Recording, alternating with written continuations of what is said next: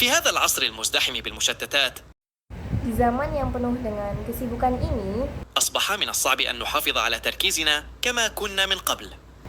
maka telah menjadi kesulitan bagi kita untuk menjaga fokus kita seperti dulu.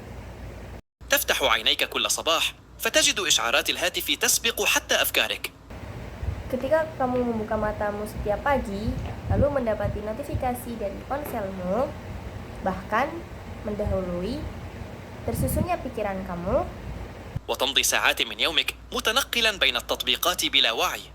dan telah berlalu 1 jam dari harimu, lalu kamu tenggelam di antara aplikasi-aplikasi tanpa kendali.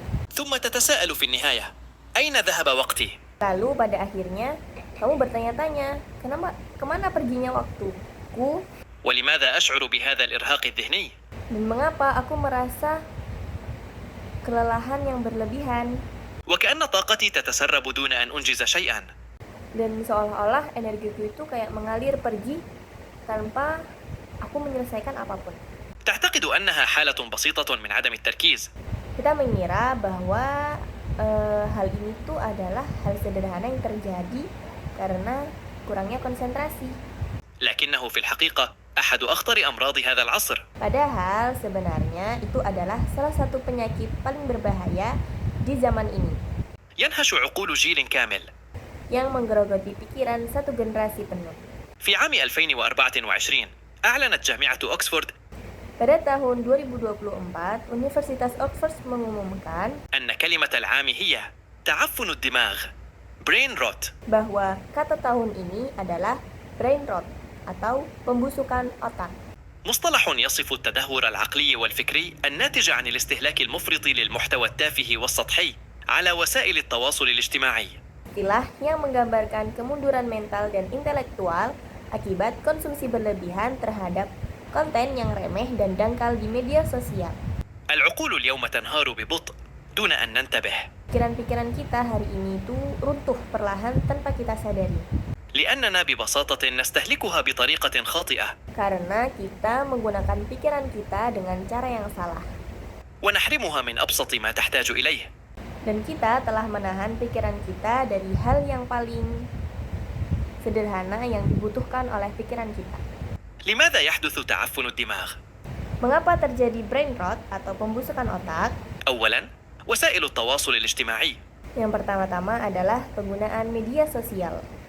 حين تنتقل من فيديو قصير إلى آخر، Ketika kamu berpindah dari satu video pendek ke video pendek lainnya, من منصة إلى أخرى، atau dari satu platform ke platform lainnya, فأنت تدرب عقلك على القفز السريع بين الأفكار. maka kamu sedang melatih otakmu untuk melompat cepat dari satu pikiran ke pikiran yang lain.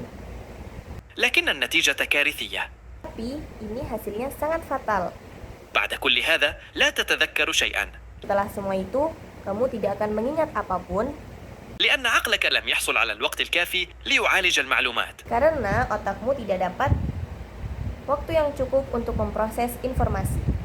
هذا الاستهلاك المستمر يقتل قدرتك على التركيز، Konsumsi yang terus-menerus ini bisa membunuh kemampuanmu untuk berkonsentrasi ويضعف تفكيرك العميق، ويترك عقلك مشوشا لا يحتفظ إلا بالسطحية والضجيج.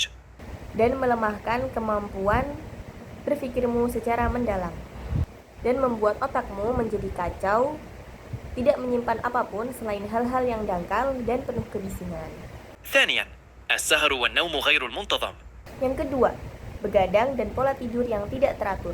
السهر ينهك الدماغ ويضعف التركيز، Gadang melelahkan otak dan melemahkan konsentrasi, ويجعل الذاكرة أثقل والمزاج أكثر توترا. dan membuat ingatan kita menjadi lebih berat serta suasana hati yang lebih tegang. وحين ينام المرء ساعات قليلة أو في أوقات متفرقة كل ليلة، Dan ketika seseorang tidur hanya beberapa jam atau di waktu yang terpecah-pecah di setiap malam, فلن يجد طاقته مكتملة ولا ذهنه صافيا. maka ia tidak akan menemukan energinya yang utuh dan pikirannya pun tidak jernih. ثالثا، قلة الحركة. Yang ketiga, kurangnya gerak atau aktivitas. حين لا تتحرك يقل وصول الدم والأكسجين إلى دماغك، Ketika kamu tidak bergerak, aliran darah dan oksigen ke otakmu berkurang. ومعهما تقل قدرتك على العمل والتفكير والإبداع. Dan dengan bersamaan itu juga, kemampuanmu untuk bekerja, berpikir, dan berkreasi pun juga menurun. الأعراض التي تدل على أن دماغك بدأ يتعفن: Gejala-gejala yang menunjukkan bahwa otakmu mulai membusuk. نسيان متكرر وتشتت يمنعك من إنجاز أبسط الأمور. Sering lupa dan mudah terdistraksi, sehingga membuat kita tidak mampu menyelesaikan hal-hal yang paling sederhana. عجز عن اتخاذ القرارات، قلق وتوتر بلا سبب، نوم متقطع وخفيف. Kesulitan mengambil keputusan, cemas dan tegang tanpa sebab, serta tidur yang terputus-putus, تقلبات حادة في المزاج. dan mengalami perubahan suasana hati yang begitu cepat. فقدان الشغف بالعمل أو الدراسة أو الأهداف. Kemudian kehilangan gairah atau semangat terhadap pekerjaan, belajar, atau tujuan hidup. عزلة ورغبة في الابتعاد عن الناس. Juga mengasingkan diri atau isolasi diri dan keinginan untuk menjauh dari orang lain. هذه ليست تفاصيل عابرة. Tentunya ini bukanlah hal-hal yang sepele, هذه رسالة عاجلة من دماغك تقول: أنقذني. tapi ini adalah pesan darurat dari otakmu yang berkata, "Selamatkan aku."